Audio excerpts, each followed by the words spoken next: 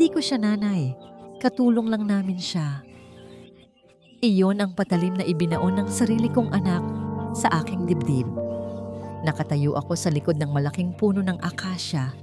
Yakap ng mahigpit ang baunan ng paborito niyang adobo. Suot ang kupas at lumakong duster.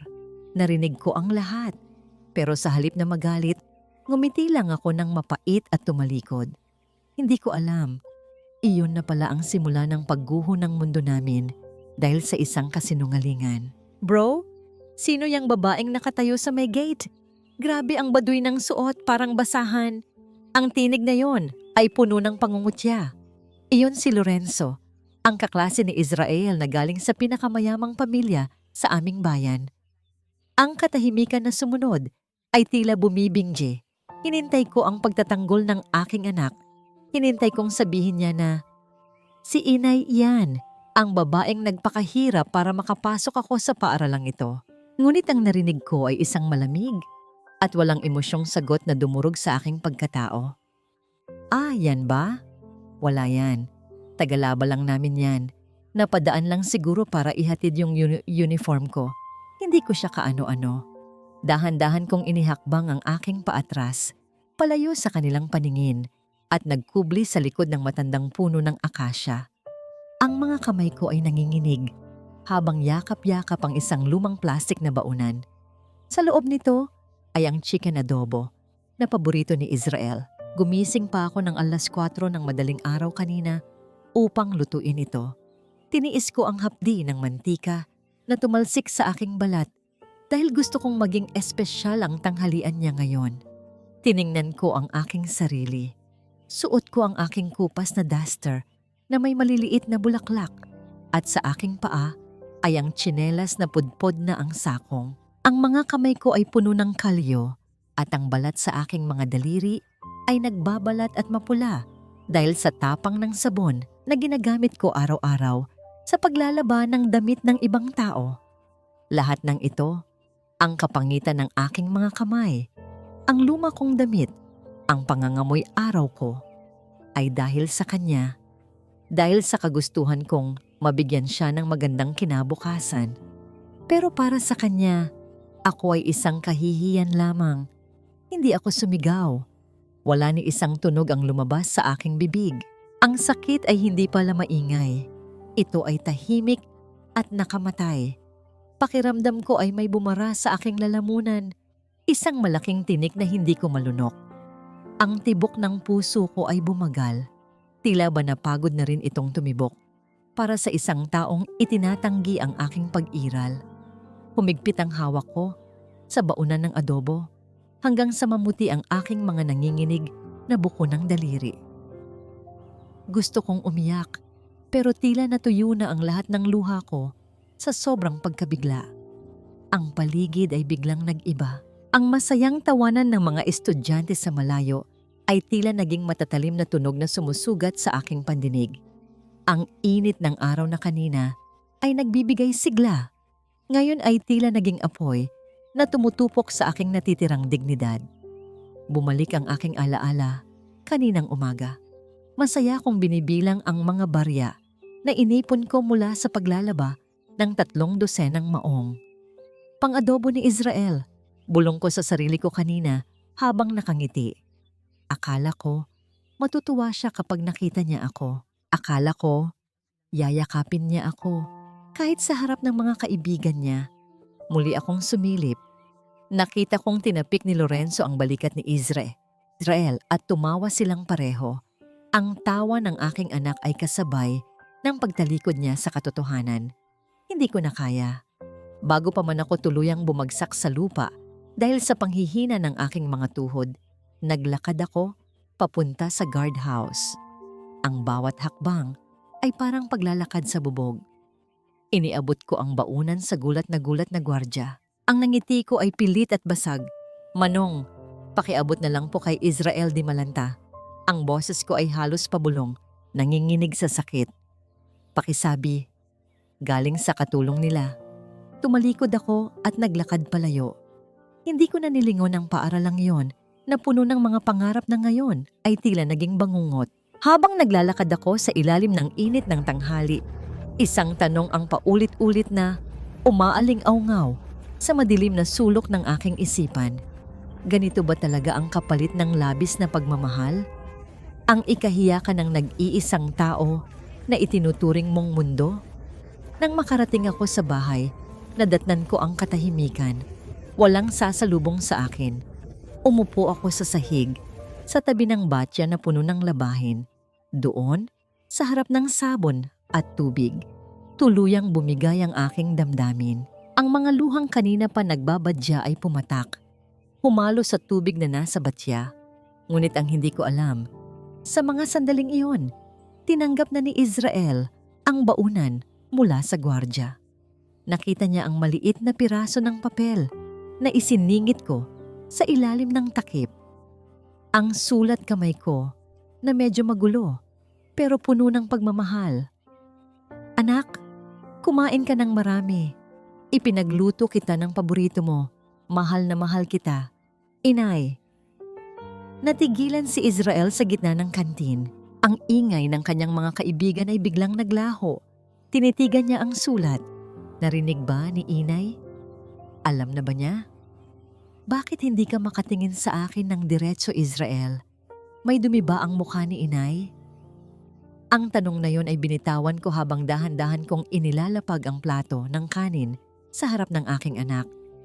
Gabi na, at ang tanging liwanag sa loob ng aming munting dampa ay ang malamlam na ilaw ng bumbilya na napapalibutan ng mga gamo-gamo. Ang amoy ng adobo na niluto ko kaninang madaling araw ay humahalo sa amoy ng sabon at chlorine na tila nanikit na sa aking balat. Hindi sumagot si Israel, na natili siyang nakayuko, ang kanyang mga mata ay nakapako.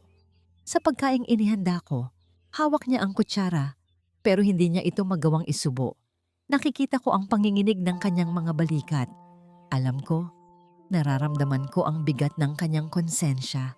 Ngunit mas matimbang ang pader na itinayo niya sa pagitan naming dalawa. Masarap ba ang luto ko, anak? Iyan ang paborito mo, di ba? Pagpapatuloy ko sa malambing na tinig, kahit na ang bawat salitang binibigkas ko ay parang sugat na binubudburan ng asin. Doon lamang siya nag-angat ng tingin. Pero hindi ito ang tingin ng anak na nagmamahal. Ito ay tingin ng isang taong huling-huli sa isang kasalanan, ngunit masyadong mapagmataas para humingi ng tawad. Inay, please, wag mo na akong tanungin. Pagod ako sa school. Ang sagot niya sa wikang Taglish, ang tono ay tila iritado.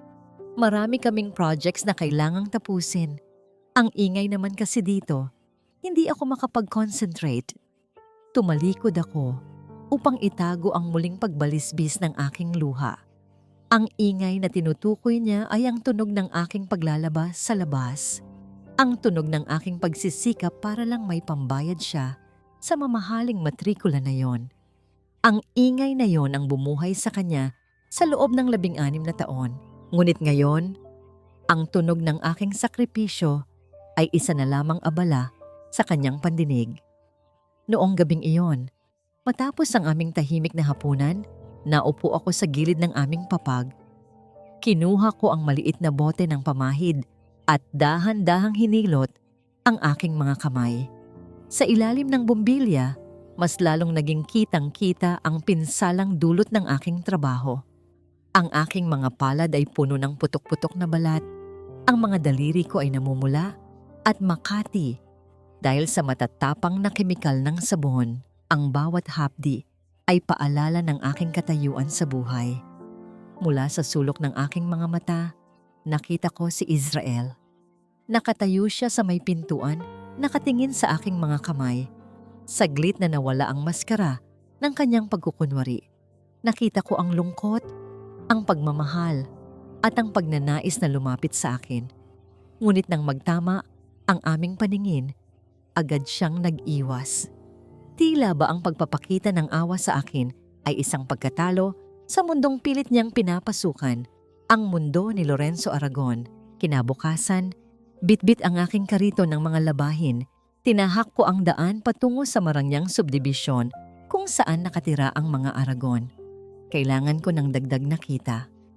Malapit na ang bayaran ng final exams at ayaw kong maging hadlang ang kahirapan sa pangarap ng aking anak. Kahit na tinanggihan niya ako sa harap ng kanyang mga kaibigan, hindi ko magawang itakwil ang aking tungkulin. Ang mansyon ng mga Aragon ay tila isang palasyo sa gitna ng kagubatan, ang matatayog na bakal na gate at ang malawak na damuhan ay sapat na upang iparamdam sa isang katulad ko kung gaano ako kaliit. Habang naglalakad ako sa gilid ng driveway, nakita ko ang isang mamahaling sasakyan na pumarada. Lumabas doon si Miriel Aragon, ang ina ni Lorenzo. Suot niya ang isang silk na duster na marahil ay mas mahal pa sa kabuuan ng aming bahay. Ang bawat hakbang niya ay puno ng awtoridad at ang kanyang mukha ay tila hindi man lang dinapuan ng kahit anong hirap sa buhay. Nang makita niya ako, ang kanyang mga mata ay tila nagsasabing hindi ako nararapat na humakbang sa kanyang lupain. "Oh, ikaw pala ang bagong labandera na inirekomenda ni Choleng," wika ni Miriel. Ang boses ay matinis at puno ng pait. "Siguraduhin mong malinis ang mga damit namin. Ayaw ko ng amoy ng murang sabon sa mga gamit ni Lorenzo. At isa pa, huwag kang kung saan-saan titingin. Ang trabaho mo ay sa laundry room lang, maliwanag." "Opo, ma'am. Naiintindihan ko po." Ang sagot ko habang nakayuko. Ang aking mga kamay ay mahigpit na nakahawak sa hawakan ng kariton. Habang abala ako sa paghihiwalay ng mga puti sa decolor sa laundry room, narinig ko ang mahinang pag-uusap mula sa kabilang silid. Ito ang library ni Miriel.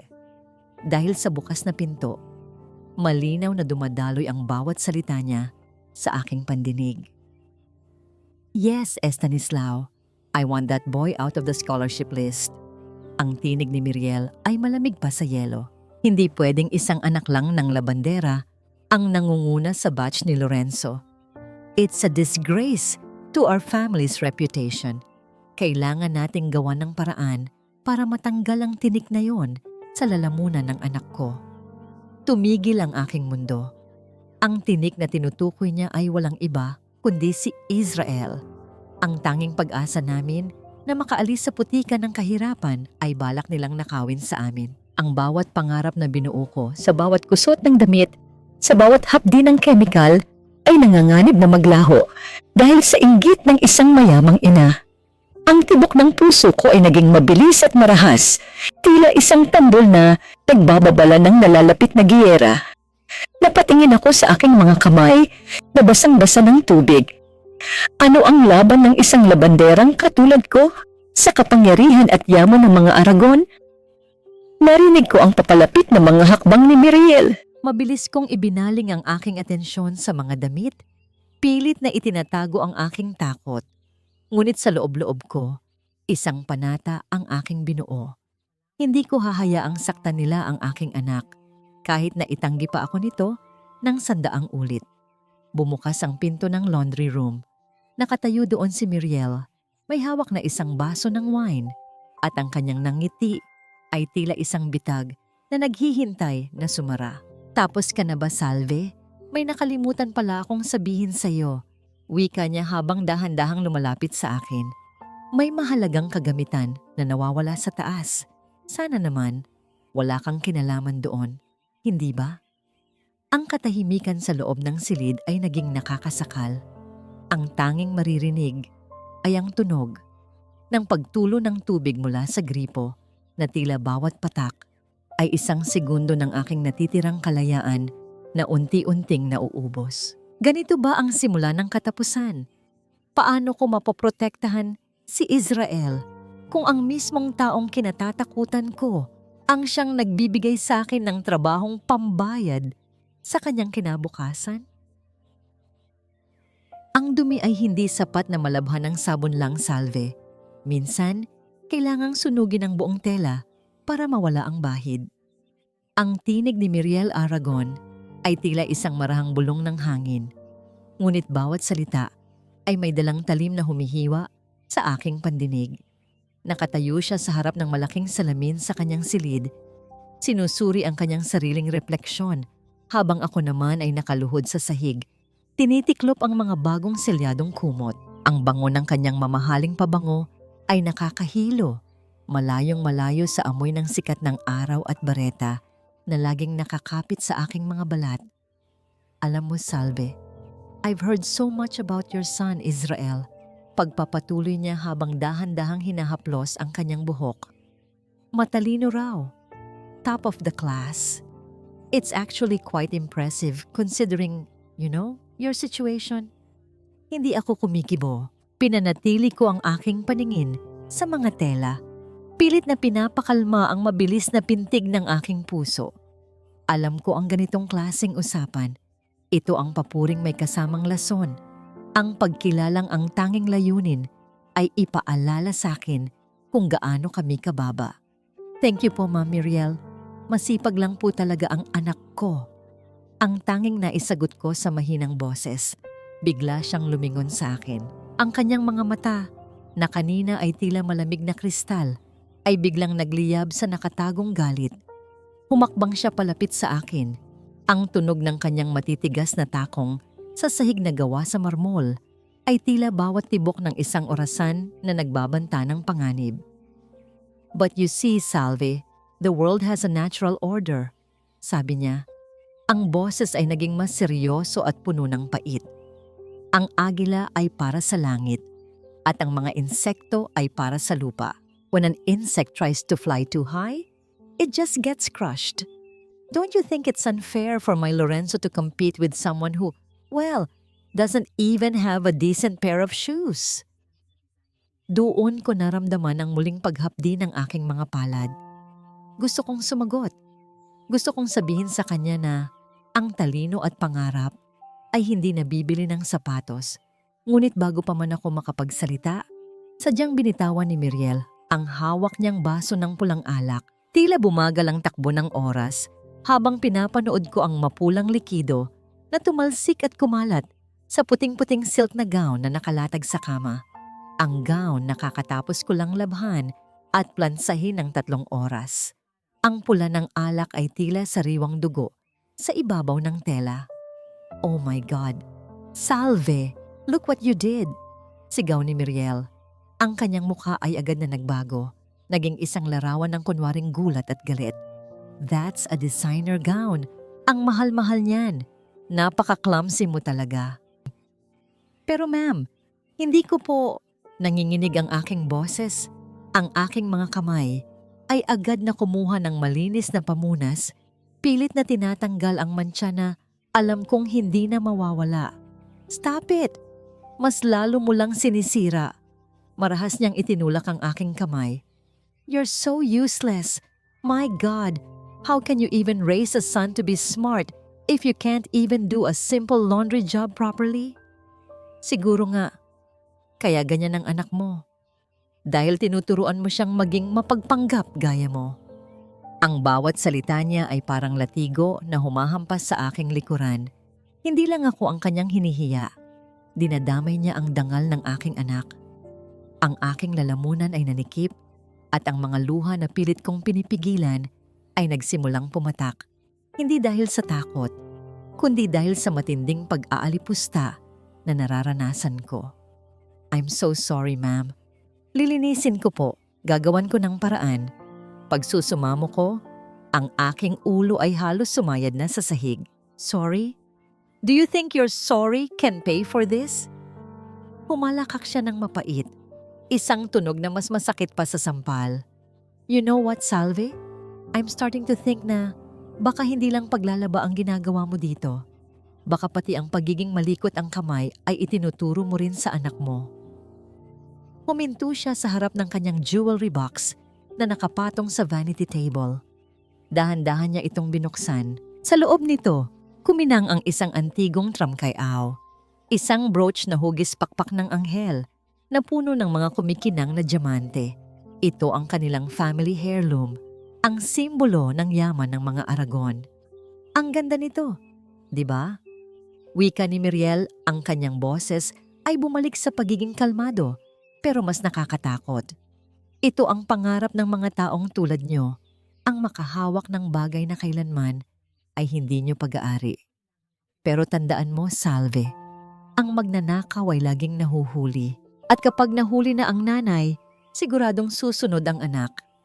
Isinara niya ang box nang may malakas na tunog na yumanig sa katahimikan ng silid.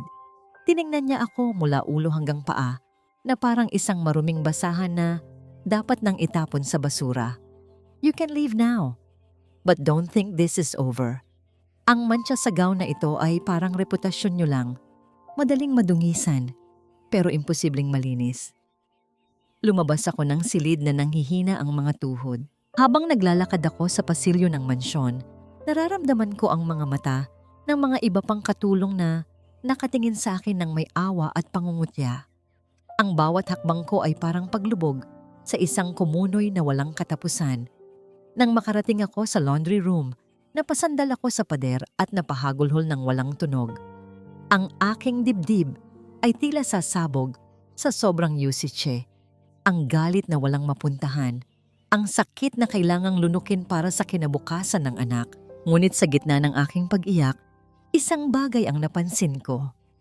Ang aking bag na tela na nakasabit sa gilid ng lababo. Bakit tila mas mabigat ito ngayon? Bakit tila may matigas na bagay na nakabaon sa ilalim ng aking mga lumang gamit? Dahan-dahan kong iniabot ang aking kamay sa loob ng bag. Ang aking mga daliri ay humawak sa isang malamig at matulis na metal. Ang tibok ng puso ko ay biglang tumigil. Sa labas, narinig ko ang malakas na boses ni Miriel na tumatawag sa kanyang mga security guard. Security! May nawawala sa loob ng kwarto ko. Ilock ang lahat ng exit. Walang lalabas hanggat hindi na sa-search ang lahat. Nanigas ang aking buong katawan. Ang malamig na bagay sa loob ng aking bag. Alam ko na kung ano yon. Ang bitag ay tuluyan ng sumara at sa pagkakataong ito, hindi lang ako ang nakakulong. Kasama ko ang pangarap ni Israel na unti-unti nang nilalamon ng dilim. Ang diamante ay malamig sa aking pandama. Ngunit sa pakiramdam ko, ito ay isang nagbabagang uling na unti-unting sumusunog sa aking palad. Nanigas ang aking buong pagkatao habang ang aking mga daliri ay nakakapit sa antigong tramkayaw na itinago sa ilalim ng aking mga gamit. Ang bawat kislap nito ay tila isang mapang-uyam na tawa. Isang patunay na ang bitag ay wala nang kawala. Nahanap niyo na ba? Siguraduhin ninyong walang makakalabas. Ang sigaw ni Miriel mula sa pasilyo ay tila kulog na nagbababadya ng isang malakas na bagyo. Narinig ko ang papalapit na tunog ng mabibigat na hakbang ng mga security guard sa sahig na gawa sa kahoy. Ang bawat yabag ay parang pagpukpok ng pako sa aking sariling kabaong. Sa loob ng maliit at basang laundry room, ang amoy ng chlorine ay naging mas matapang. Tila ba ito ang huling hininga na malalanghap ko bago ako tuluyang malunod sa kasinungalingan. Gusto kong itapon ang brooch sa labas ng bintana o di kaya ay ilubog sa ilalim ng bunton ng mga maruruming damit. Ngunit bago ko pa man maigalaw ang aking mga kamay, ang pinto ay marahas na bumukas. Tumama ang pinto sa pader at doon ay tumambad ang mukha ni Miriel Aragon. Kasunod ang dalawang lalaking nakauniporme ng itim. Ang kanyang mga mata ay naniningkit sa galit na may halong tagumpay. Nandito ka lang pala, Salve. Wika niya. Ang boses ay mababa, ngunit puno ng lason. Bakit parang nakakita ka ng multo? May itinatago ka ba? Hindi ako makapagsalita. Ang aking lalamunan ay tuyong-tuyo at ang aking puso ay pumipintig ng mabilis at marahas. Tila isang ibong nagpupumiglas sa loob ng isang masikip na hawla. Iniyakap ko ang aking bag sa aking dibdib, isang instinctive na pagkilos na lalong nagpatibay sa kanilang hinala. Ngunit ang mas matinding dagok ay hindi ang presensya ni Mirielle. Mula sa likuran ng mga security guard, isang pamilyar na boses ang narinig ko. Isang boses na nagpatigil sa ikot ng aking mundo. Inay, anong ginagawa mo dito? Si Israel. Nakatayo siya doon, bitbit ang kanyang backpack, kasama si Lorenzo. Napunta sila sa mansyon upang gawin ang kanilang school project. Isang pagkakataong hindi ko inaasahan. Ang kanyang mukha ay puno ng pagkalito at ang kanyang mga mata ay pabalik-balik sa akin at kay Miriel. Nakita ko ang mabilis na pagbabago sa ekspresyon ni Miriel. Ang kanyang galit ay agad na napalitan ng isang mapait na pait na ngiti. "Oh Israel, tamang-tama ang dating mo," sabi ni Miriel habang dahan-dahang lumalapit sa akin. "Nakikita mo ba ang nanay mo? Parang hirap na hirap siyang bitawan ang bag niya. I wonder kung ano ang laman niyan." "Wait, tita, what's happening?" tanong ni Israel. Ang kanyang boses ay nanginginig sa kaba. Lumingon siya sa akin. Ang kanyang mga mata ay tila nagmamakaawa na sabihin kong wala itong kinalaman sa akin. "Inay, anong sabi nila?" Tumingin ako sa aking anak. Nakita ko ang takot sa kanyang mga mata. Ang takot na muling mapahiya sa harap ng kanyang mga kaibigan. Ang takot na ang kanyang tagalaba na ina ay isa palang kriminal. Gusto ko siyang yakapin. Gusto kong sabihin na, "Anak, umalis ka na dito. Huwag mo na akong tingnan." Pero ang aking dila ay tila napako sa langit-langitan ng aking bibig. "Sabi, ibigay mo ang bag mo. Ngayon na." Utos ni Miriel. Ang kanyang tinig ay wala ng pasubali. "Ma'am, wala po akong kinuha. Parang awa niyo na po." Ang tanging lumabas sa aking bibig ay isang gumuralgal na pagsusumamo. "Kung wala kang kinuha, bakit ayaw mong ibigay?" Singit ni Lorenzo na may kasamang mapang-uyam na tawa. "Baka naman pati yung scholarship mo, Israel, galing din sa mga ninanakaw ng nanay mo?" "Hindi magnanakaw ang inay ko," sigaw ni Israel. Ngunit ang kanyang boses ay kulang sa kumpiyansa. Nakita ko ang pag-aalinlangan sa kanyang mukha. Tumingin siya sa akin, naghihintay ng sagot. "Inay, ibigay mo na ang bag mo. Ipakita mo sa kanila na wala kang kinuha. Please, inay, patunayan mong mali sila." Ang bawat salita ni Israel ay parang isang kutsilyo na dahan-dahang bumaon sa aking puso. Patunayan mong mali sila. Paano ko gagawin iyon kung ang mismong ebidensya ay nasa loob na ng aking bag? Marahas na hinablot ng isa sa mga security guard ang aking bag. Sa lakas ng pagkakahila, napaupo ako sa basang sahig ng laundry room. Ang tubig na may halong sabon ay bumasa sa aking duster, ngunit hindi ko na naramdaman ang lamig. Ibinuhos ng guard ang laman ng aking bag sa ibabaw ng lamesang kahoy. Ang aking lumang pitaka, ang aking panyo na may mantsa ng luha, ang mga barya na inipon ko para sa pamasahe. At sa huli, ang diamanteng brooch ay lumabas at tumama sa matigas na ibabaw ng lamesa. Ang tunog ng metal na tumama sa kahoy ay tila isang hatol ng kamatayan na umalingaw-ngaw sa buong silid. Ang katahimikan na sumunod ay nakakabingi. Ang kislap ng diamante sa ilalim ng bombilya ay tila nanunuya sa aming kahirapan. "I knew it," bulong ni Miriel. Ang kanyang boses ay puno ng tagumpay. "Ang mga katulad nyo, kahit kailan ay hindi talaga mapagkakatiwalaan. Magnanakaw ka, Salve. At ang anak mo ay bunga ng isang kriminal." Dahan-dahan akong nag-angat ng tingin kay Israel. Ang kanyang mukha ay puting-puti, ang kanyang mga labi ay nanginginig, at ang kanyang mga mata ay puno ng matinding pagkabigo at galit. Hindi ko makita ang awa. Ang nakikita ko lang ay ang pagguho ng lahat ng pangarap na itinayo niya para sa kanyang sarili. "Inay, bakit?" Ang tanong ni Israel ay halos pabulong na. Isang tunog ng isang pusong tuluyan ng nawasak. "Bakit mo ginawa ito sa akin? Bakit mo ako ipinahiya ng ganito?" Umiyak ako ng tahimik. Ang aking mga balikat ay nayayanig sa bigat ng kawalang katarungan. Gusto kong sumigaw. Gusto kong ituro si Miriel at sabihing, siya ang naglagay niyan. Pero sino ang maniniwala sa isang labanderang katulad ko? "Huwag kang mag-alala, Israel," wika ni Miriel habang hinahaplos ang balikat ng aking anak. Isang kilos na tila isang ahas na dahan-dahang pumupulupot sa kanyang biktima. "I'll make sure na malalaman ng buong school ang ginawa ng nanay mo. Hindi pwedeng manatili ang isang magnanakaw sa ilalim ng bubong ng aming institusyon. Lumapit sa akin ang 2 guard at hinawakan ang aking mga braso upang itayo ako. Sa bawat paghawak nila, nararamdaman ko ang pagkawala ng aking natitirang dignidad. Habang hinihila nila ako palabas ng laundry room, nakita ko si Israel na nakatayo pa rin doon, nakatitig sa brooch na nasa ibabaw ng lamesa. Hindi niya ako nilingon, hindi niya ako tinawag. Ang tanging nakita ko, bago ako tuluyang mailabas, ay ang kanyang pagtalikod sa akin. Ang pagtalikod ng kaisa-isang tao na dahilan kung bakit ako humihinga.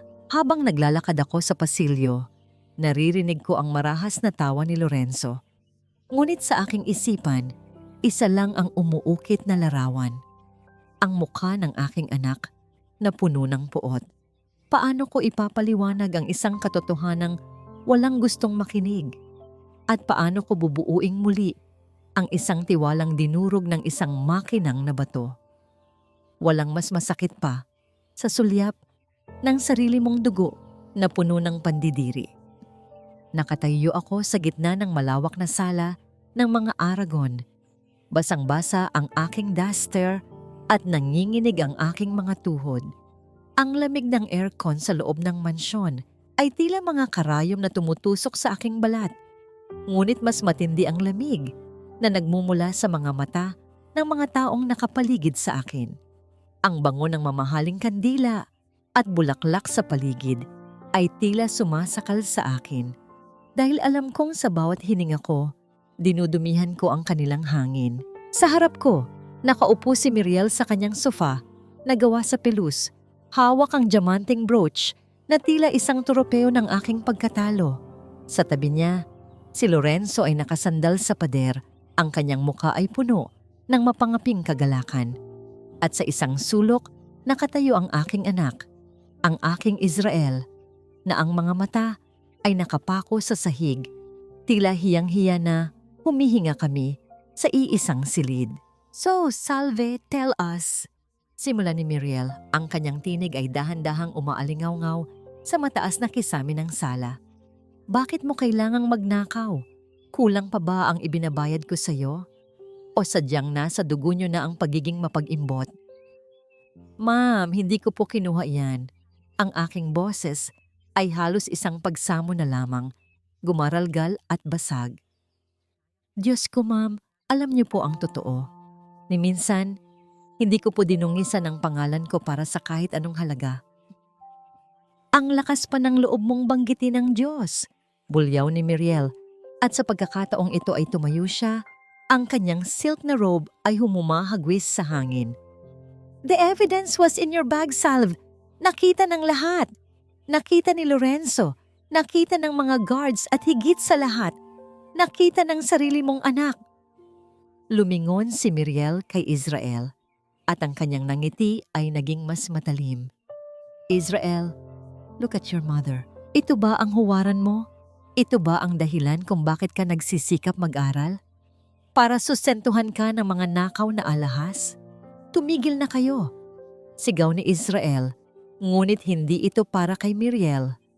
Tumingin siya sa akin at sa unang pagkakataon, nakita ko ang puot na mas masakit pa sa anumang sampal. "Inay, please, umamin ka na lang. Huwag mo na kaming ipahiya ng mas higit pa rito. I can't take this anymore. Everyone in school will know.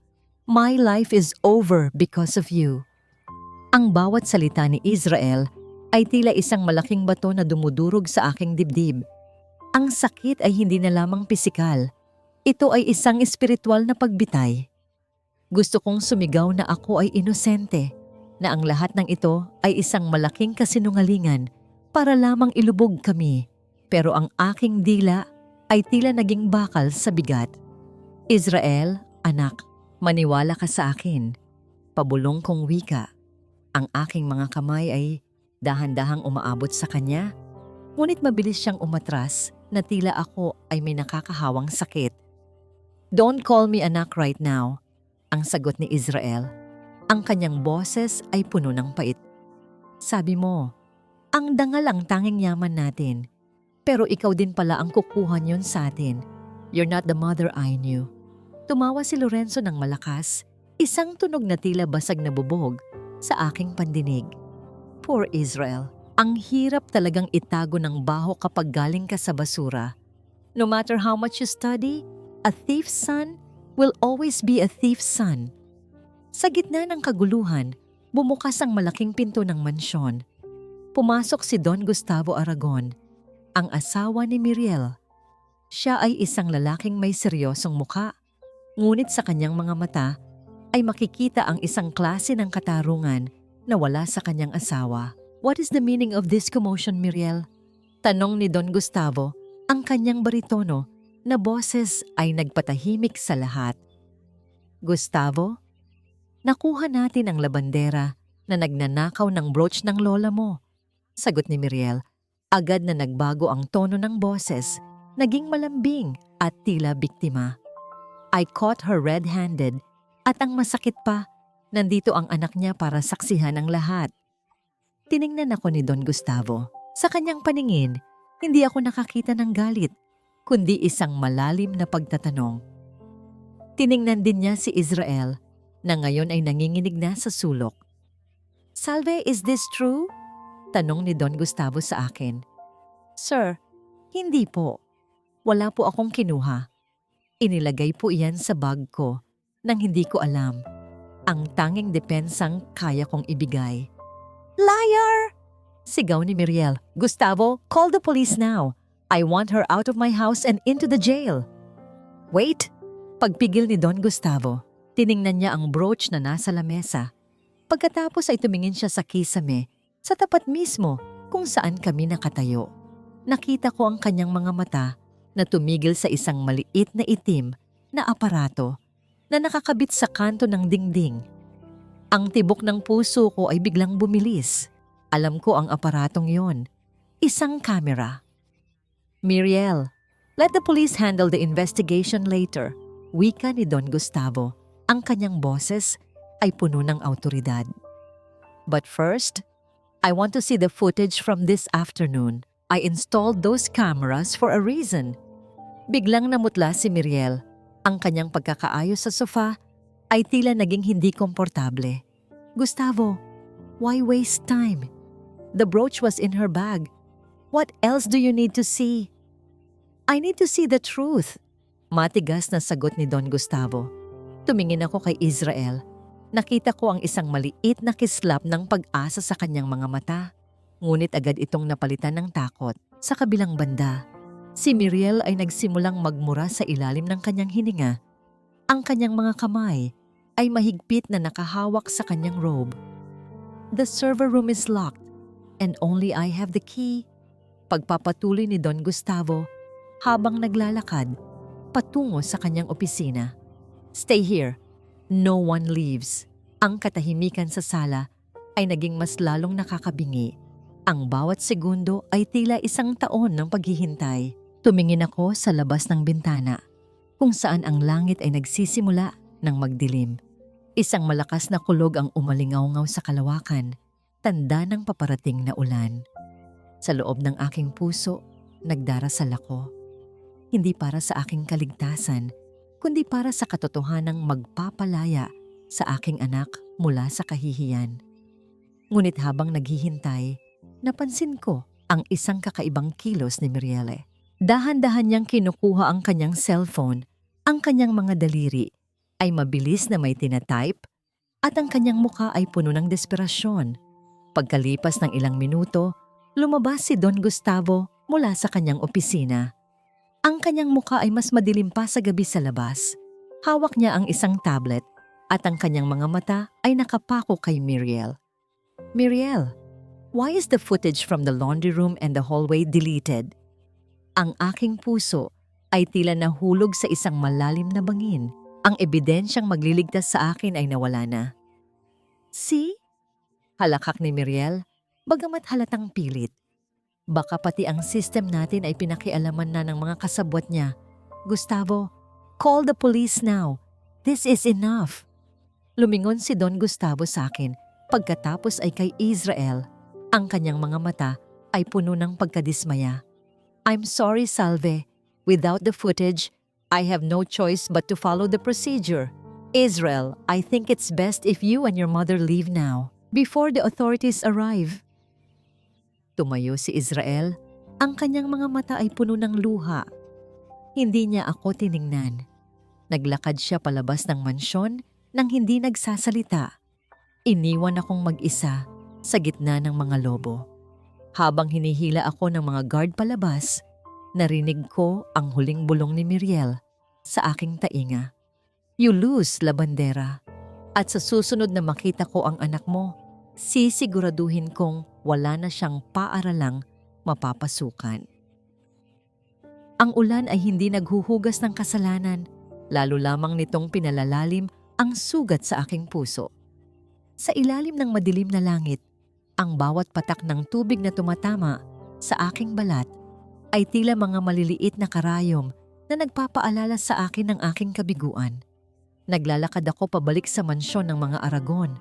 Ang aking duster ay mabigat dahil sa basa. At ang aking mga tsinelas ay halos maputol na sa bawat hakbang sa maputik na daan. Bakit ako bumabalik? Iyon ang tanong na paulit-ulit na sumasagi sa aking isipan. Bumabalik ako dahil ang bukas ni Israel ay nakakulong sa loob ng mga bakal na gate na iyon. Narinig ko kanina ang balita mula sa isang katulong na nakasalubong ko. Balak ni Miriel na formal na ireklamo si Israel sa board ng paaralan bukas ng umaga. Kapag nangyari iyon, hindi lang scholarship ang mawawala.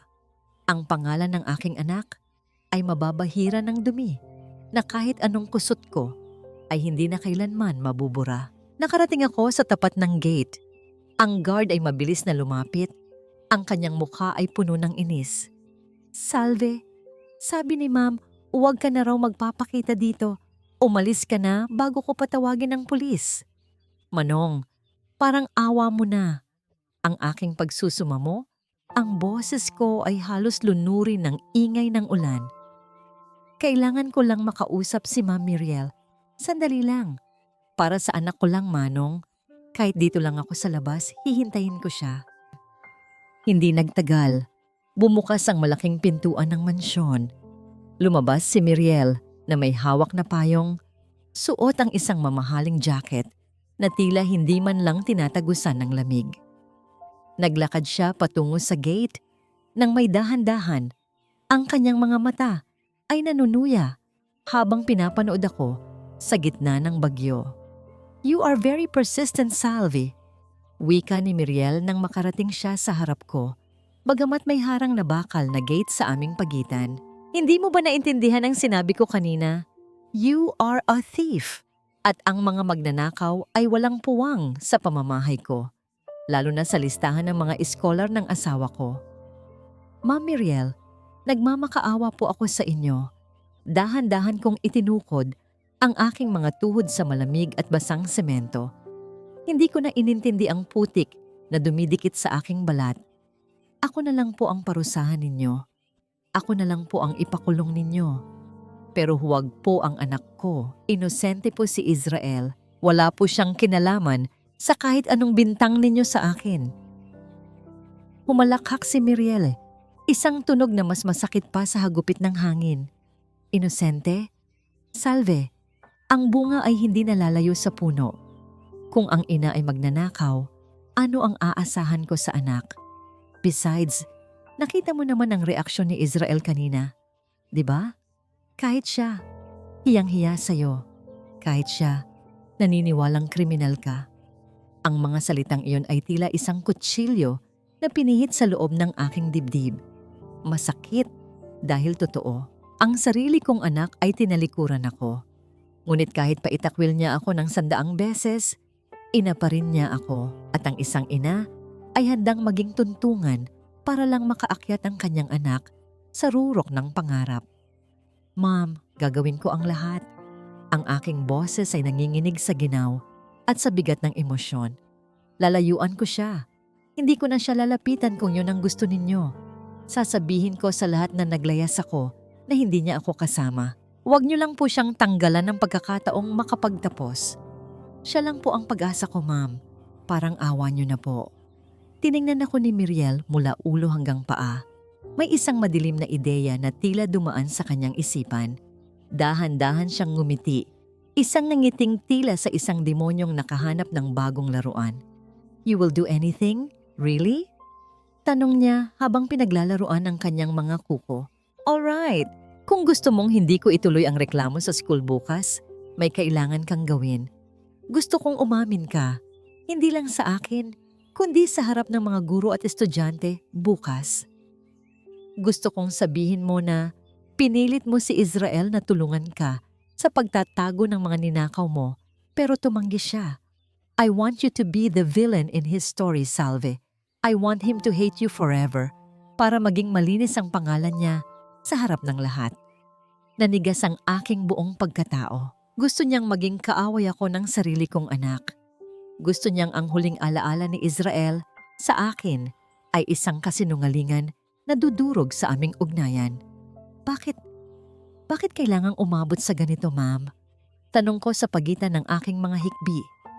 "Because I want him to owe me everything, Salve." Bulong ni Miriel. Ang kanyang muka ay inilapit sa bakal ng gate.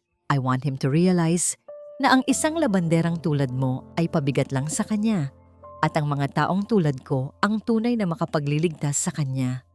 So choose, ang iyong dangal bilang ina o ang kinabukasan ng iyong anak? Wala akong pagpipilian. Sa mundong ito, ang mga tulad ko ay walang karapatang magkaroon ng pareho. Ipinikit ko ang aking mga mata at sa bawat patak ng ulan, naramdaman ko ang pagguho ng aking huling depensa bilang isang magulang. "Payag na po ako, ma'am." Ang aking sagot ay halos hindi marinig. Isang pagsuko sa gitna ng labanan. "Gagawin ko po ang gusto ninyo. Sasabihin ko ang lahat ng kasinungalingang gusto ninyong marinig. Huwag niyo lang pong sirain ang anak ko." "Good," wika ni Miriel nang may tagumpay sa kanyang tinig. "Bukas ng 8:00 ng umaga, sa opisina ng principal. Huwag kang malilate. At bago ko makalimutan." Kinuha niya ang isang basong tubig na tila itinira niya mula sa loob at dahan-dahan itong ibinuhos sa aking ulo, humalo sa tubig ulan. "Hugas kasalanan, Salve, para naman magmukha kang kaawa-awa bukas."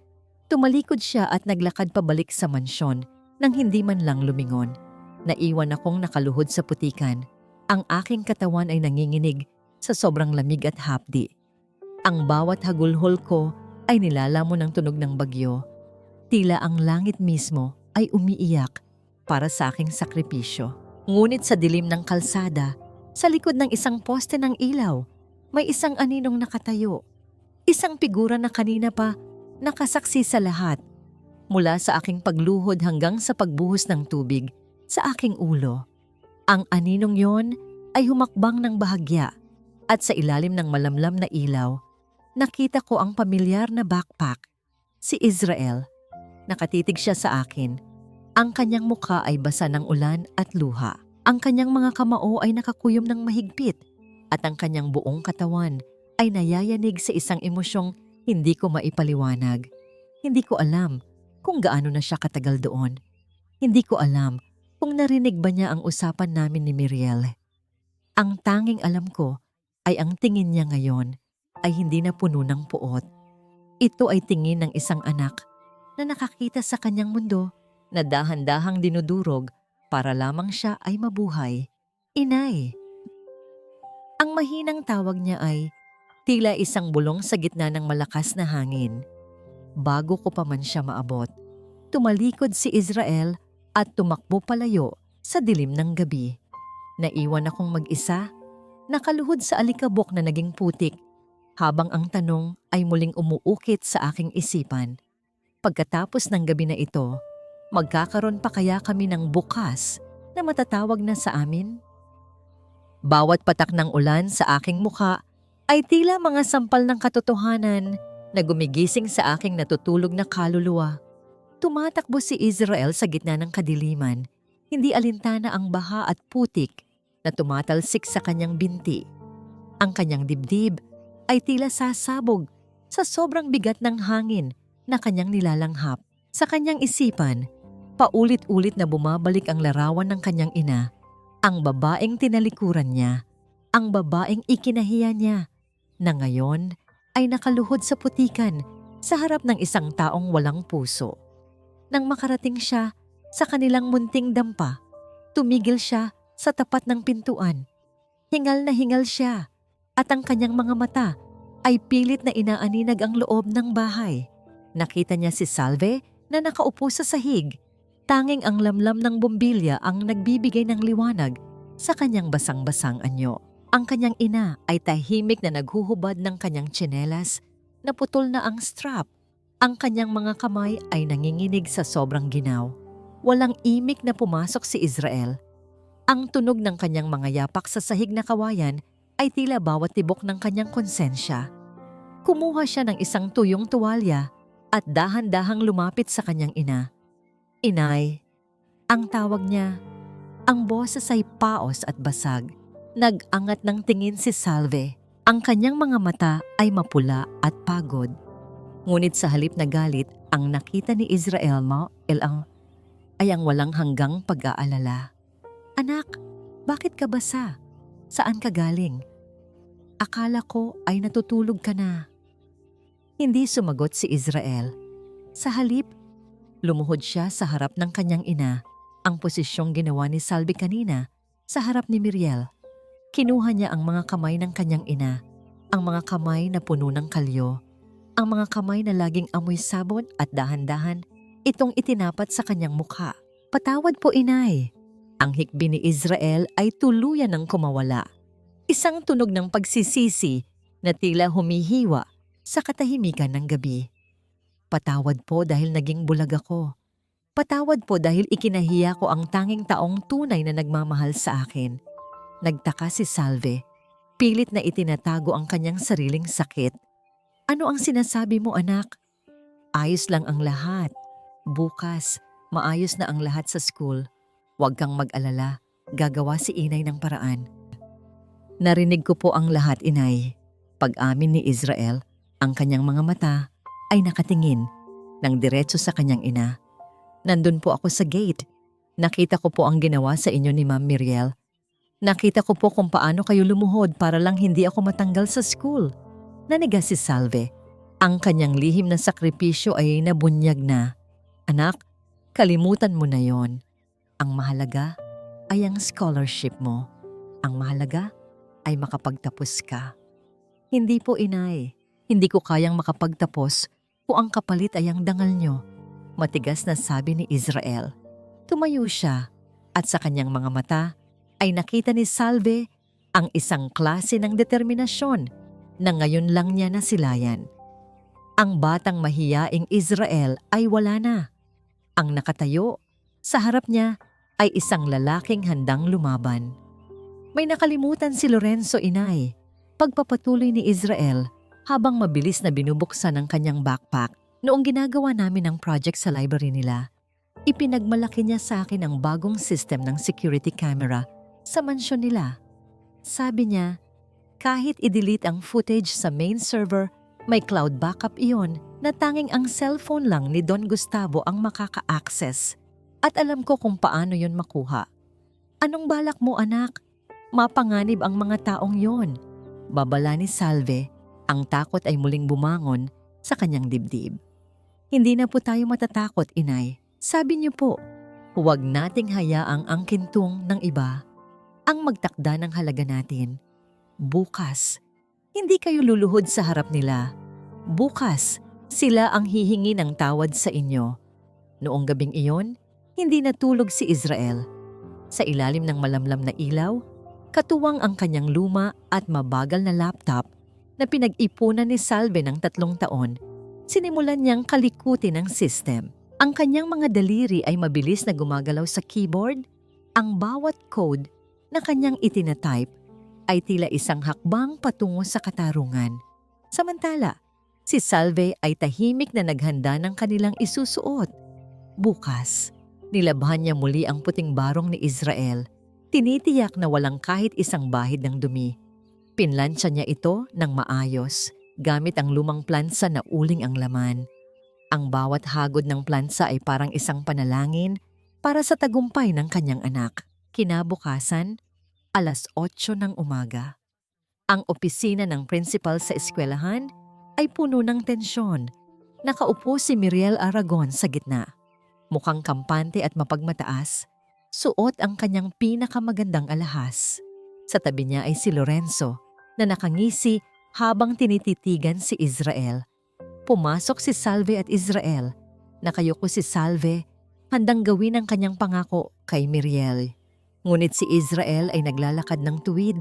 Ang kanyang ulo ay mataas at ang kanyang mga mata ay nakatuon lamang sa harap. Nandito na pala ang magnanakaw at ang kanyang anak. Wika ni Miriel nang may pangungutya. O Salve, simulan mo na. Sabihin mo na sa principal ang katotohanan para matapos na ito. Huminga ng malalim si Salve. Bubuksan na sana niya ang kanyang bibig upang aminin ang kasalanang hindi niya ginawa nang biglang humakbang sa harap niya si Israel. Hindi po ang inay ko ang magsasalita.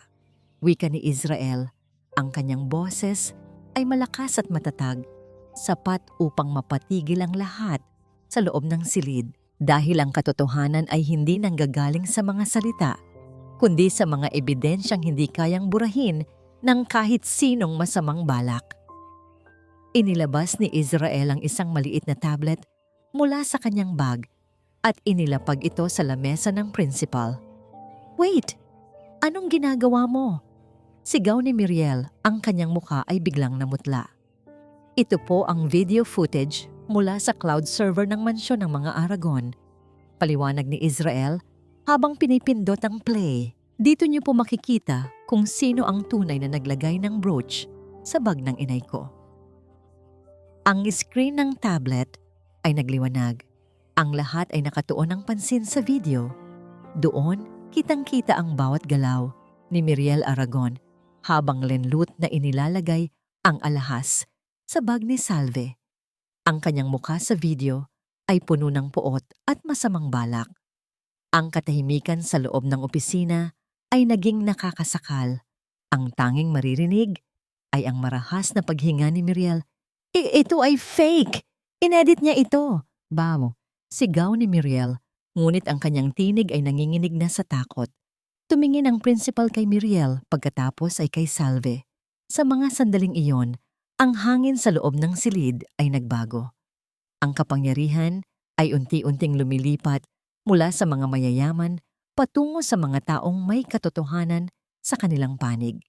Ngunit bago pa man makapagsalita ang sinuman, bumukas ang pinto at pumasok si Don Gustavo. Hawak niya ang kanyang cellphone at ang kanyang mukha ay puno ng matinding galit at kahihiyan para sa kanyang asawa.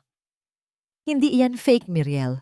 Wika ni Don Gustavo, ang kanyang boses ay tila isang hatol ng kamatayan.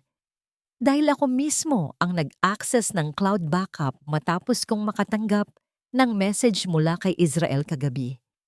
Lumingon si Don Gustavo kay Salve at Israel. Patawarin niyo kami. Patawarin niyo ang pamilya ko. Napahawak si Salve sa kanyang dibdib. Ang luha na kanina pa niya pinipigilan ay tuluyan ng pumatak. Ngunit sa pagkakataong ito, hindi ito luha ng sakit. Ito ay luha ng katarungan. Ngunit ang cliffhanger ay hindi rito nagtatapos. Habang ang lahat ay nakatuon kay Miriel, si Lorenzo ay biglang tumayo at may kinuha mula sa kanyang bulsa. Isang papel na kanina pa niya hawak. Hindi lang yan ang sikreto dito, wika ni Lorenzo. Ang kanyang boses ay puno ng desperasyon at galit. Kung babagsak ang nanay ko, sisiguraduhin kong kasama kayo. Akala niyo ba ay ganoon lang kadaling manalo? Akala niyo ba ay hahayaan ko kayong sirain ang pamilya ko? Ang tinig ni Lorenzo ay puno ng pagngangalit. Ang kanyang mukha ay namumula sa galit at kahihiyan habang iwinawagayway niya ang isang pirasong papel sa harap ng lahat. Ang kanyang mga kamay ay nanginginig, hindi dahil sa takot, kundi dahil sa puot ng isang batang lumaki sa yaman na ngayon ay unti-unting nawawala ang lahat. Ang bawat salita niya ay tila isang desperadong pagtatangka na hilahin kami pabalik sa putikan. Sa loob ng opisina ng principal, ang hangin ay naging mas lalong nakakasakal. Ang lahat ay nakatuon ng pansin sa papel na hawak ni Lorenzo.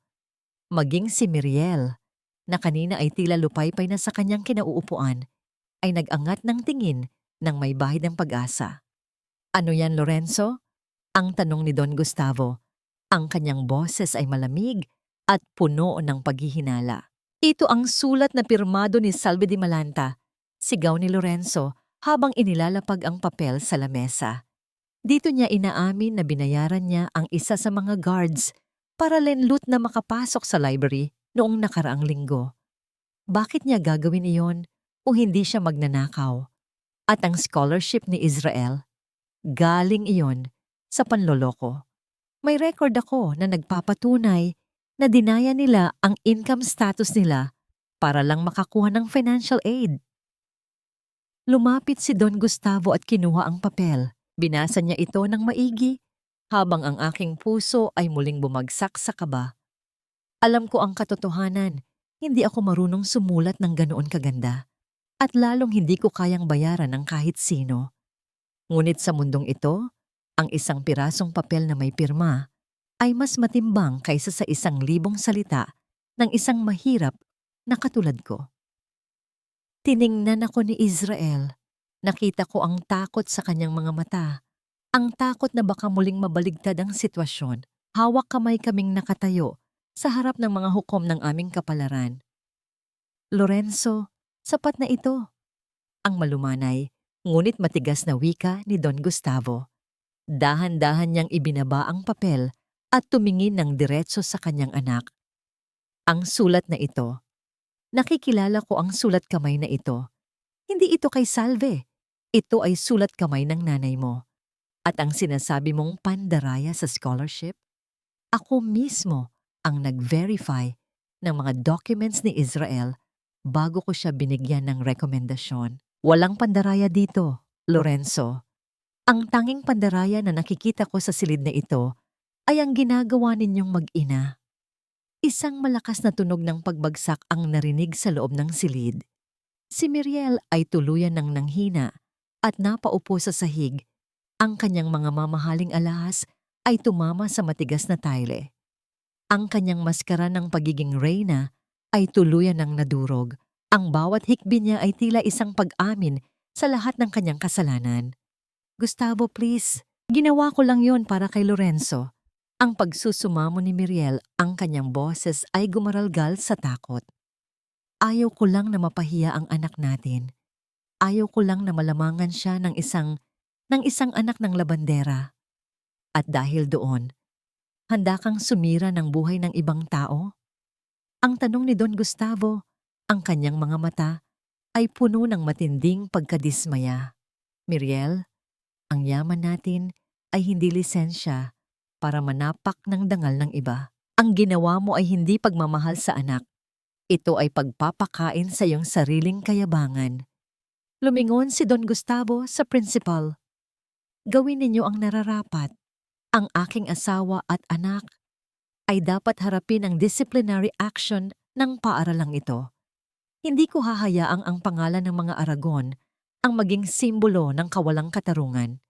Ang principal ay tumango nang may bigat sa kanyang loob. "Lorenzo Aragon, dahil sa ginawa ninyong pagmamanipula ng ebidensya at pang-aapi sa kapwa-estudyante, ang paaralan ay nagdesisyon na bawin ang iyong mga honors at ilagay ka sa ilalim ng suspension habang hinihintay ang pinal na desisyon para sa expulsion.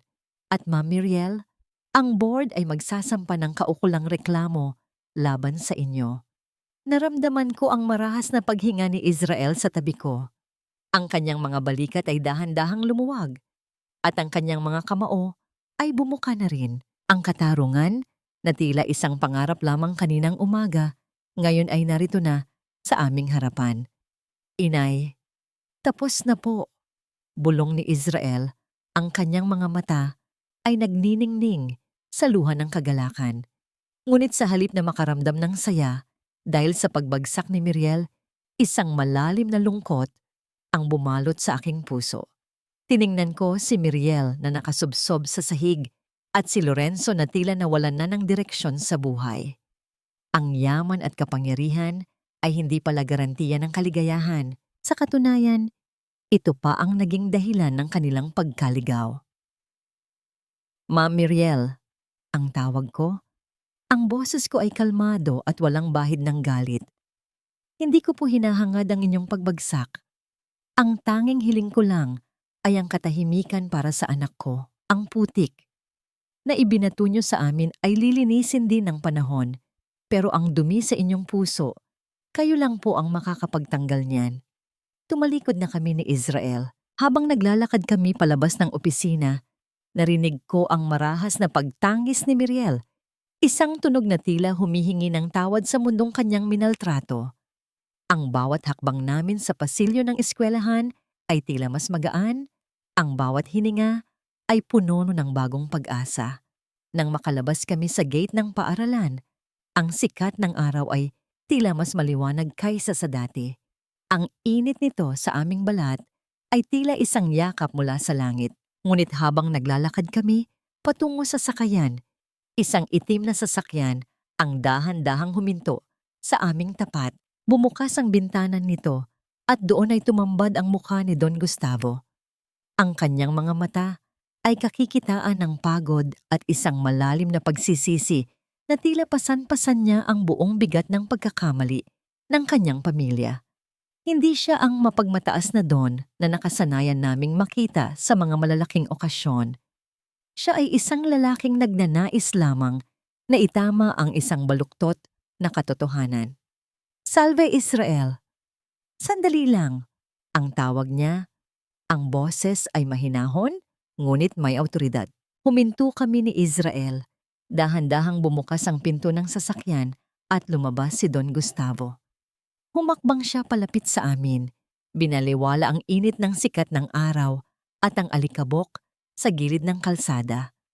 Sa harap naming dalawa, sa harap ng isang labandera at ng kanyang anak, yumukod ng bahagya ang makapangyarihang lalaki. Hindi sapat ang salitang patawad para sa idinulot ng asawa ko sa inyo, wika ni Don Gustavo habang nakatingin ng diretso sa aking mga mata. Salve! Hinahangaan ko ang iyong katatagan. At Israel, ang iyong talino ay hindi lamang para sa mga pagsusulit, kundi para sa pagtatanggol sa kung ano ang tama. Gusto kong malaman ninyo na ang scholarship mo ay mananatili, hindi dahil sa rekomendasyon ng asawa ko, kundi dahil iyon ang nararapat para sa isang batang tulad mo. Ako mismo ang magsisilbing patron mo hanggang sa makapagtapos ka ng kolehiyo. Naramdaman ko ang panginginig ng kamay ni Israel na hawak ko. Tiningnan ko ang aking anak. Naghihintay ng kanyang magiging reaksyon. Nakita ko ang isang bahagyang ngiti sa kanyang mga labi. Ngunit may kalakip itong isang matatag na desisyon. Maraming salamat po, Don Gustavo. Ang sagot ni Israel. Ang kanyang boses ay hindi na nanginginig. Tinatanggap ko po ang inyong tulong, hindi dahil sa utang na loob, kundi dahil gusto kong patunayan na ang isang anak ng labandera ay kayang pantayan ang kahit sino sa larangan ng karunungan. Pagbubutihan ko po, para hindi masayang ang tiwalang ibinigay ninyo sa amin. Tumango si Don Gustavo ng may paggalang. Makaaasa kayo na hindi na muling mangyayari ang panggigipit na ito. Ang katarungan ay nagsisimula na sa pamilya ko, kahit na masakit ang magiging bunga nito. Sumakay muli si Don Gustavo sa kanyang sasakyan at dahan-dahang umalis. Iniwan kaming dalawa sa gitna ng katahimikan ng kalsada. Tumingin ako kay Israel at sa pagkakataong ito, wala na akong nakitang bahid ng hiya o pagsisisi. Ang tanging nakikita ko ay ang aking anak, ang aking bayani. Inay, tara na po. Anyaya niya habang iniaabot ang kanyang braso upang ako ay umalalay. Gusto ko na pong makauwi. Gusto ko na pong tikman ang adobo nyo nang walang halong pait. Naglakad kami patungo sa aming munting dampa. Ang bawat hakbang namin ay tila isang awit ng tagumpay. Ang amoy ng basang lupa matapos ang ulan ay nagbibigay ng sariwang pag-asa. Ngunit habang papalapit kami sa aming barangay, napansin namin ang isang malaking grupo ng mga tao na nagkakatipon sa tapat ng aming bahay. Naririnig ang malalakas na boses, tila may nag-aaway o may kaguluhang nangyayari. Ang puso ko ay muling bumilis ang tibok. Ano na naman kaya ang nangyayari? Wala na bang katapusan ng pagsubok sa amin? Nang makalapit kami, nakita namin si Tita Chuleng na nakatayo sa gitna ng kalsada, hawak-hawak ang isang luma at kalawanging timba. Ang kanyang muka ay puno ng galit at itinuturo niya ang pintuan ng aming bahay na ngayon ay may nakapintang malalaking letra ng pula. Magnanakaw. Tingnan niyo ang ginawa nila. Sigaw ni Tita Chuleng sa mga tao. Kahit napatunayan na sa school ang totoo, may mga tao pa ring ayaw tumigil sa paninira.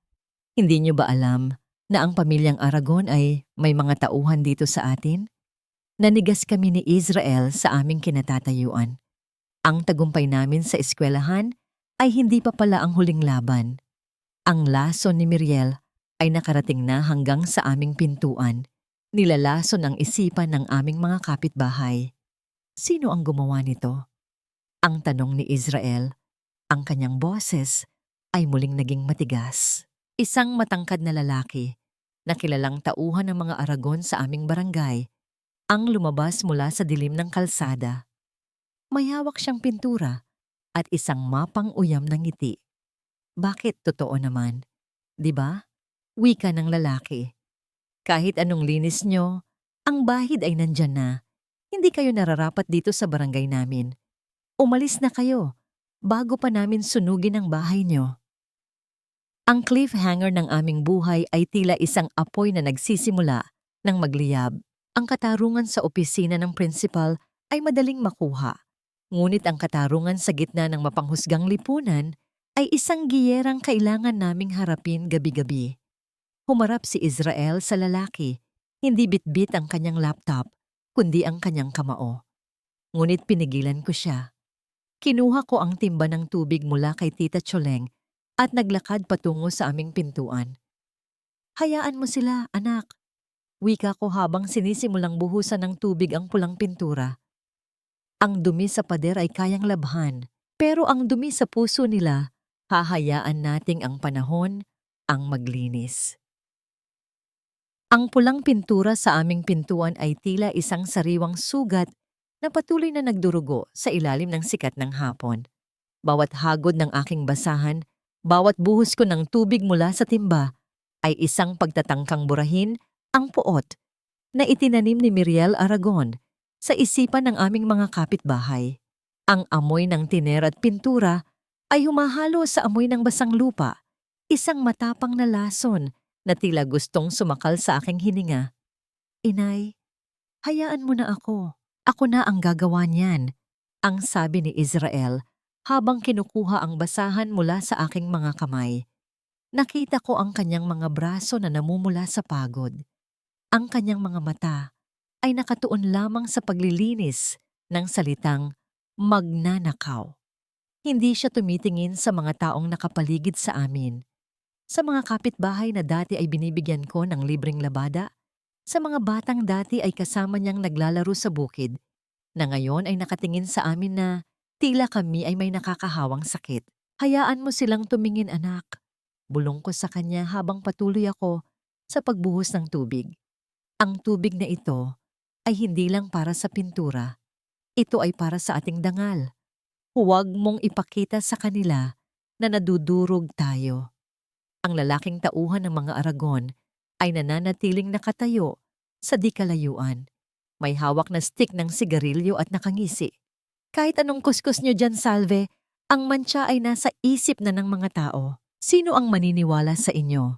Isang labandera at isang batang feeling matalino? Sa mundong ito, ang salita ng mayaman ang batas. Tumigil si Israel sa pagpupunas. Dahan-dahan siyang tumayo at humarap sa lalaki. Ang kanyang mga balikat ay matatag at ang kanyang tinig ay malamig na tila yelo. Ang batas ng tao ay pwedeng mabili, pero ang katotohanan ay hindi. Wika ni Israel, maaring naniwala sila sa inyo ngayon dahil sa takot o dahil sa pera. Pero ang katotohanan ay parang tubig. Gaano mo man subukang pigilan, gagawa at gagawa yan ng daan para lumabas. Eksaktong pagkatapos sabihin iyon ni Israel, isang lumang jeepney ang huminto sa dulo ng aming eskinita. Lumabas doon si Tay Estanislao, ang prinsipal ng paaralan, kasama ang 2 pang guro. Bit-bit nila ang isang malaking tarpaulin at ilang mga dokumento. Ang mga kapitbahay ay nagsimulang magbulungan. Ang lalaking tauhan ng mga Aragon ay biglang itinapon ang kanyang sigarilyo at tila gustong magtago sa likod ng mga tao. Magandang hapon sa inyong lahat. Ang malakas na boses ni Tay Estanislao ay umalingaw-ngaw sa buong barangay. Nandito kami para linisin ang pangalan ng isa sa aming pinakamahusay na estudyante, si Israel Di Malanta, at ang kanyang ina, si Ginang Salve Di Malanta. Iniladlad ng mga guro ang tarpaulin sa tapat ng aming bakod. Nakasulat doon ang isang opisyal na pahayag ng paaralan na nagpapatunay na si Salve ay biktima ng isang maling paratang at si Israel ay nananatiling nasa top ng kanyang klase na may karangalan. Ang sino mang magpakalat pa ng maling balita o manakit sa pamilyang ito ay mananagot sa batas, pagpapatuloy ng prinsipal habang nakatingin ng matalim sa tauhan ng mga Aragon. May hawak kaming video evidence ng lahat ng nangyari, kabilang ang pag-amin ng mga taong nagsabwatan laban sa kanila. Ang katahimikan sa aming barangay ay naging mas malalim pa sa gabi. Ang mga kapitbahay na kanina ay mapanghusga ay dahan-dahang nag-iwas ng tingin. Ang ilan ay nagsimulang lumapit. May dalang mga timbarin ng tubig at basahan. Salve, patawarin mo kami. Wika ng isa naming kapitbahay habang sinisimulan kaming tulungan sa paglilinis ng pader. Naniwala kami sa sabi-sabi dahil natatakot kami sa mga Aragon. Hayaan mong tulungan namin kayo. Naramdaman ko ang isang malakas na pagyanig sa aking dibdib. Ang tubig na kanina ay tila malamig. Ngayon ay tila nagbibigay ng init sa aking puso. Ang bawat hagod ng basahan mula sa aming mga kapitbahay ay tila isang paghingi ng tawad, isang pagkilala na sa huli.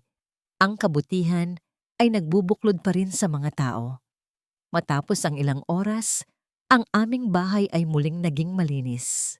Ang pulang pintura ay naglaho na, pinalitan ng amoy ng malinis na tubig at ang presensya ng mga taong muling nanalig sa amin. Umalis ang prinsipal ng may ngiti, iniwan kaming may bagong lakas. Nang sumapit ang gabi, naupo kaming mag-ina sa aming maliit na beranda. Ang langit ay malinis, puno ng mga bituin na tila mga diamanteng hindi nakaw, kundi biyaya. Iniabot sa akin ni Israel ang isang baso ng tubig. Inay, nakita mo ba? Tanong niya nang may mahinahong tinig. Ang dumi ay nawala rin. Sabi ko sa inyo, hindi tayo pababayaan ng katotohanan. Alam ko, anak. Sagot ko habang hinahaplos ang kanyang buhok. Pero ang pinakamahalagang nalinis ngayon ay hindi ang pader natin, kundi ang puso mo. Wala na ang galit, wala na ang hiya. Dahil sa inyo yon, inay, sabi ni Israel habang nakasandal sa aking balikat. Dahil hindi kayo sumuko sa akin, kahit na isinuko ko na ang sarili ko noon. Ang kapayapaan ay tila isang banayad na musika sa aming paligid. Ngunit sa gitna ng aming katahimikan, isang pamilyar na tunog ang narinig namin mula sa kalsada. Isang marahas na pagpreno ng sasakyan, kasunod ang malakas na pagsigaw ng isang babae. Huwag! Huwag niyo siyang dalhin, Gustavo. Tulungan mo ako. Nagkatinginan kami ni Israel. Tumayo kami at tumingin sa dulo ng kalsada. Doon, sa ilalim ng ilaw ng poste, nakita namin ang sasakyan ng mga pulis. Isinasakay nila si Miriel Aragon na nakaposas, habang si Lorenzo ay nakatayo sa gilid, umiiyak at walang magawa. Si Don Gustavo ay nakatayo sa malayo, nakatalikod sa kanyang asawa, tila tinanggap na ang masakit na tadhana ng kanyang pamilya. Ang hustisya ay dumating na, ngunit ang bawat hiyaw ni Mirielle ay tila isang paalala na ang bawat pagkakamali ay may kabayaran at minsan, ang kabayaran ay ang pagkawasak ng isang tahanan. Napahawak ako nang mahigpit sa kamay ni Israel. Ang tagumpay namin ay may kasamang lungkot para sa ibang tao. Ngunit bago pa man kami makaramdam ng awa, isang huling twist ang naganap. Mula sa likuran ng mga pulis, lumapit ang isang matandang babae na hindi namin kilala. May hawak siyang isang lumang sobre at iniabot ito kay Israel. Para sa iyo ito, iho, wika ng matanda. Galing ito sa lola ni Lorenzo bago siya mamatay. Sabi niya, ibigay ko ito sa taong tunay na karapat-dapat sa brooch na yon. Hindi ko alam na ngayon ko lang ito magagawa. Binuksan ni Israel ang sobre. Sa loob nito ay isang sulat na tila magpapabago sa lahat ng alam namin tungkol sa aming pinagmulan. Ang aking kamay ay naging malamig habang binabasa ang unang pangungusap. Ang lihim ng nakaraan ay hindi kailanman nananatiling nakatago. At ang dugong dumadaloy sa iyong mga ugat ay may sariling kwento. Ang katotohanan ay tila isang binhi. Maaari itong itago sa ilalim ng lupa ng matagal na panahon, ngunit darating ang araw na sisibol ito upang hanapin ang liwanag. Hawak ni Israel ang lumang sobre habang kami ay nakaupo sa loob ng aming bahay. Ang tanging tunog na naririnig ay ang marahang pagaspas ng hangin sa labas at ang aming sariling paghinga. Dahan-dahan niyang inilabas ang liham mula sa loob. Ang papel ay madilaw na at marupok. May amoy ng lumang aparador at mga alaalang matagal nang naisantabi. Habang binabasa ni Israel ang bawat salita, nakita ko ang unti-unting pagbabago sa kanyang mukha. Mula sa pagkalito, ang kanyang mga mata ay napuno ng luha at ang kanyang labi ay nanginig. Inabot niya sa akin ang liham. Kahit na nahihirapan akong magbasa dahil sa labo ng aking paningin, ang mga salita ni Doña Aurora, ang yumaong lola ni Lorenzo, ay tumagos sa aking kaluluwa. Isiniwalat ng liham ang isang sikretong pilit na ibinaon ni Miriel. Ang aking asawa, si Salvion Sr. ay hindi lamang isang ordinaryong trabahador sa construction site ng mga Aragon. Noong gabing nagkaroon ng malaking sunog sa warehouse ng pamilya, si Salveon ang nag-iisang tumakbo papasok sa gitna ng naglalagablab na apoy upang iligtas ang matandang si Aurora. Iniligtas niya ang buhay ng lola ni Lorenzo bago siya tuluyang nalagutan ng hininga dahil sa usok. Bilang pasasalamat, nag-iwan si Aurora ng isang trust fund at isang maliit na lupain para sa amin. Ngunit dahil sa inggit at galit ni Mirieles sa aming pamilya, itinago niya ang lahat ng dokumento. Ayaw niyang magkaroon ng utang na loob sa mga taong itinuturing niyang basura. Inay, hindi lang pala scholarship ang ibinigay ni Itay sa akin, bulong ni Israel habang nakatingin sa larawan ng kanyang ama na nakasabit sa aming dingding. Ibinigay niya rin ang kanyang buhay para sa kanila, pero pinagkaitan tayo ng katarungan. Hindi na mahalaga ang pera, anak. Wika ko habang hinahawakan ang kanyang nanginginig na kamay. Ang mahalaga ay alam na natin ang totoo. Ang iyong ama ay isang bayani. Hindi ka dapat kailanman mahiya sa iyong pinagmulan dahil ang dugong nananalatay sa iyo ay galing sa isang lalaking may pinakamataas na dangal. Kinabukasan, ang balita tungkol sa liham at sa trust fund ay mabilis na kumalat. Sa tulong ni Don Gustavo, na siyang naglakad ng mga legal na papeles na itinago ng kanyang asawa, nakuha namin ang nararapat para sa amin. Ngunit hindi kami lumipat sa isang mansyon. Hindi kami bumili ng mga mamahaling kagamitan. Ginamit ni Israel ang bahagi ng pondo upang ipagawa ang aming munting bahay. Hindi na ito op-ip, kundi isang matatag na bahay na gawa sa semento at kahoy na may malawak na bintana upang pumasok ang liwanag. At para sa akin, ipinagtayo niya ako ng isang maayos na laundry shop sa harapan ng aming lote. Tinawag namin itong Dangal ni Salve. Isang hapon, habang abala ako sa pagtutupi ng mga malilinis at mababangong damit, nakikita ko ang isang figura na nakatayo sa labas ng aking shop. Si Lorenzo. Wala na ang kanyang mamahaling sasakyan. Wala na ang kanyang mapangaping ngiti. Suot niya ang isang simpleng t-shirt at maong, at ang kanyang mga mata ay puno ng lungkot. Lumabas si Israel mula sa loob ng bahay. Nagkatitigan ng dalawa. Inaasahan ko ang sigawan, ang galit, o ang paghihiganti. Ngunit ang nakita ko ay ang pag-abot ni Israel ng kanyang kamay. Narinig ko ang nangyari kay Ma'am Miriel. Simula ni Israel, ang kanyang boses ay kalmado. Sana ay maging simula ito ng pagbabago para sa pamilya niyo. Patawarin mo ako, Israel. Ang sagot ni Lorenzo, ang kanyang boses ay gumaralgal. Lahat ng meron ako, lahat ng ipinagmamalaki ko, ay nakatayo pala sa isang kasinungalingan. Wala akong mukhang maiharap sa inyo. Hindi mo kasalanan ang ginawa ng nanay mo, wika ni Israel. Pero kasalanan mo kung itutuloy mo ang kanyang ugali. May pagkakataon ka pa, Lorenzo. Patunayan mong mas mabuti kang tao kaysa sa ipinakita mo sa amin. Tumango si Lorenzo, tumalikod, at naglakad palayo. Nakita ko ang pagluwag ng dibdib ng aking anak. Ang pagpapatawad ay hindi para sa taong nagkasala, kundi para sa kalayaan ng taong nasaktan. Dumating ang araw ng pagtatapos ni Israel sa senior high school bilang valedictorian. Nakatayo ako sa gitna ng maraming magulang, suot ang aking pinakamagandang duster na bago at malinis. Ang aking mga kamay ay sadyang nanginginig habang pinapanood ko ang aking anak na umakyat sa entablado.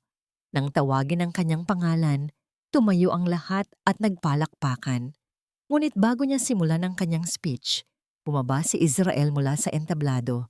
Naglakad siya patungo sa kinalalagyan ko. Sa harap ng libu-libong tao, sa harap ng mga mayayaman at makapangyarihan, lumuhod ang aking anak at kinuha ang aking mga kamay na puno ng kalyo at peklat. Iniharap niya ang aking mga kamay sa madla. Ang mga kamay na ito, simula ni Israel, ang kanyang boses ay umaalingaw-ngaw sa buong stadium, ay ang aking unang paaralan. Ang bawat kalyo dito ay isang aralin ng sakripisyo. Ang bawat sugat ay isang patunay ng pagmamahal. Sinasabi nila na ang tagumpay ay dahil sa aking talino. Ngunit ang totoo, ang tagumpay ko ay dahil sa bawat kusot at piga ng aking ina sa batya ng buhay. Umiyak ako nang walang tunog. Ang mga luha ng kaligayahan ay dumadaloy sa aking mga pisngi.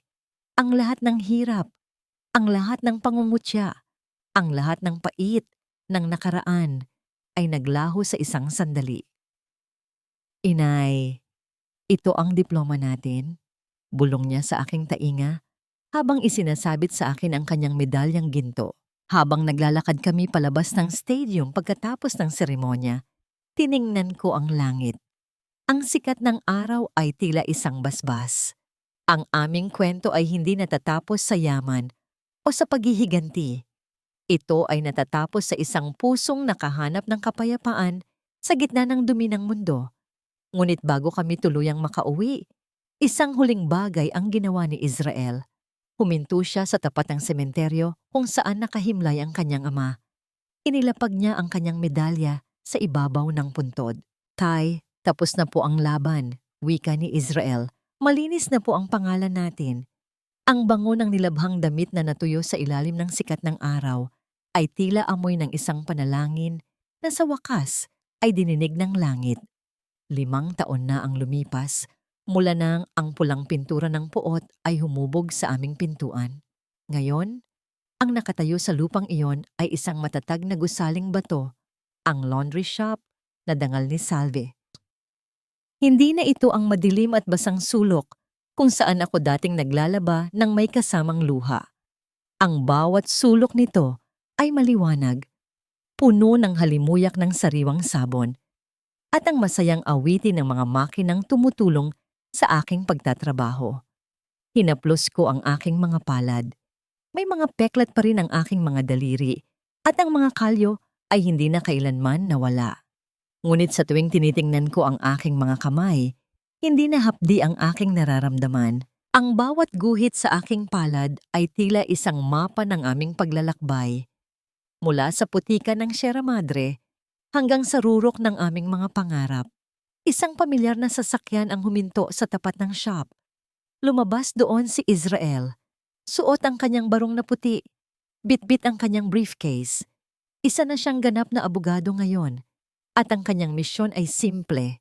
Ang maging tinig ng mga taong tulad namin na dati ay walang boses sa harap ng katarungan. Inay, bakit nagtatrabaho ka pa rin? Sabi ko naman sa'yo magpahinga ka na. Ang lambing ni Israel habang humahalik sa aking pisngi. Anak, ang paglalaba ang nagturo sa akin kung paano linisin ang dumi ng mundo. Ang sagot ko, nang may ngiti. Ito ang aking buhay. Dito ko natutunan na ang tunay na yaman ay wala sa diamanteng brooch, kundi sa malinis na budhi at sa pagmamahal na ibinibigay natin sa bawat piga ng tela. Tumingin ako sa labas. Sa kalsadang dati ay naging saksi sa aking pagluhod. Nakita ko si Lorenzo na naglalakad sa kabilang panig. May bit-bit na mga kagamitan sa construction. Hindi na siya ang mapagmataas na batang nakilala ko. Matapos mabilanggo ni Miriel at mawala ang malaking bahagi ng kanilang yaman sa mga kaso, si Lorenzo ay natutong magsimula mula sa ibaba. Minsan siyang tumitingin sa aming gawi at sa bawat pagkakataong yon, tinatanguan ko siya ng may kapayapaan. Nahanap ko na ba ang patawad? Opo, dahil ang hindi pagpapatawad ay parang pagsuot ng basang damit sa gitna ng ginaw, unti-unti ka nitong pinapatay. Pinatawad ko si Miriel, hindi dahil karapat-dapat siya, kundi dahil karapat-dapat ang puso ko sa katahimikan. Ang hustisya ay ginawa na ang kanyang bahagi, at ang natitirang bahagi ay ipinapaubaya ko na sa poong may kapal. Ang aming bahay ay puno na ng liwanag. Wala na ang takot sa bawat katok sa pinto. Wala na ang hiya sa bawat sulyap ng kapitbahay. Nakamit na namin ang binyen. Isang katahimikang hindi nabibili ng salapi, kundi nakukuha sa pamamagitan ng katapatan. Tumingin ako sa mga nanay na tulad ko, na marahil ay kasalukuyang naglalaba rin habang nakikinig sa kwentong ito. Sa inyo, mga kababayan kong labandera ng sarili ninyong tadhana, isa lang ang mensaheng nais kong iwanan. Huwag ninyong ikahiya ang inyong mga kamay na puno ng kalyo. Huwag ninyong ikahiya ang inyong mga luha na humahalo sa sabon, dahil ang bawat sakripisyo ninyo ay isang binhing sisibol din sa takdang panahon. Ang dangal ay hindi nasusukat sa kislap ng alahas na suot ninyo, kundi sa linis ng pangalang ipapamana ninyo sa inyong mga anak. Ang aming kwento ay hindi lamang kwento ng isang labandera at ng kanyang matalinong anak. Ito ay kwento ng bawat pamilyang Pilipino na naniniwala na sa kabila ng dumi at hirap, may isang bukas na kasing puti at kasing halimuyak ng bagong labang damit. Huminga ako ng malalim, nilanghap ang amoy ng tagumpay at pag-asa. Sa huli, ang luha sa aking batya ay natuyo na, pinalitan ng isang walang hanggang ngiti. Halika na, Israel. Wika ko habang inililigpit ang huling batch ng labada. Hinihintay na tayo ng iyong ama sa ating mga panalangin. Dahan-dahan naming isinara ang pinto ng shop habang ang sikat ng hapon ay nagbibigay ng ginintoang kulay sa karatula ng dangal ni Salve. Ang lahat ay nasa tamang lugar na. Ang lahat ay malinis na.